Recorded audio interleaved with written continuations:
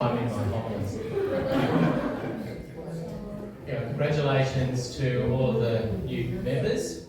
It's been nice seeing new faces join the Couples for Christ journey, and new families that arrive from different parts of the world join the Couples for Christ families. I'm a great believer if we don't grow, develop, change, meet the needs of communities as they grow and develop, at the end of the day we die.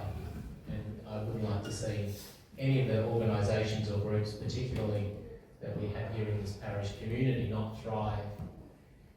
They're really important, and the way that we build links and networks is really important. I'm acutely aware that we have a lot of families from different parts of the world, different parts of Australia even, and we're somewhat disconnected from our families of origin or families of blood, by blood. And so it's really important for the church to be family together, more than ever in a changing world, and to be able to build really strong links so that nobody feels estranged or alone, disconnected, not cared for and not loved. And I think there are two things that are the challenges for us really. To make sure that nobody goes unnoticed and that everybody gets seen. And seeing is more than just simply saying hi. There's a deeper reality that comes with being seen. In our gospel today, I picked out a couple of threads for the community, but you could really unpack that gospel for months and months and months. But there are two things that really strike me. One is that Jesus goes off to pray. There's a withdrawal.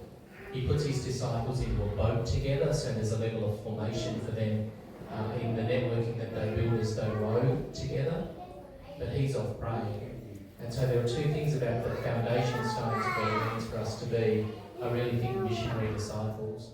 We have to be people of prayer. And we have to withdraw occasionally to build a network and to deepen our relationships with each other. People who are in the boat together. And if you go into the cathedral and you look up, you'll see the ribs of the cathedral roof are really designed to reflect what it looks like for an upturned boat. So we should be coming into church and stepping into the boat.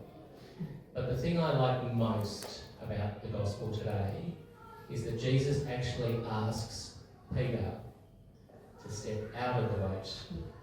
And so we have to eventually step out of the boat.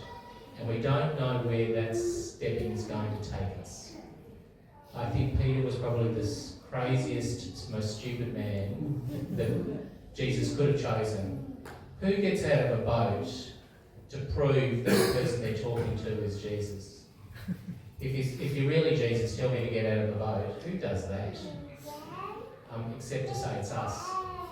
Because we have to do that all the time. To get out of the boat. And so I really love the fact that we get time to pray with the Couples for Christ, you get time to network, but what's really important is that we share and spread the message that Christ loves us, which means sometimes getting out of the boat. And more importantly, getting out of our comfort zone sometimes. And that can be scary, really, for all of us. So I would just get you to reflect a little. What does it mean for you to be a person of prayer? What does it mean for you to be a person who builds networks and relationships?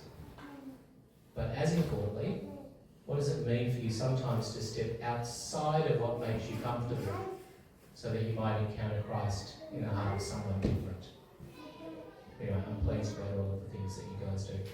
And it's really lovely to watch. I've been part of Support for Couples for Christ, I think, for 7 years now.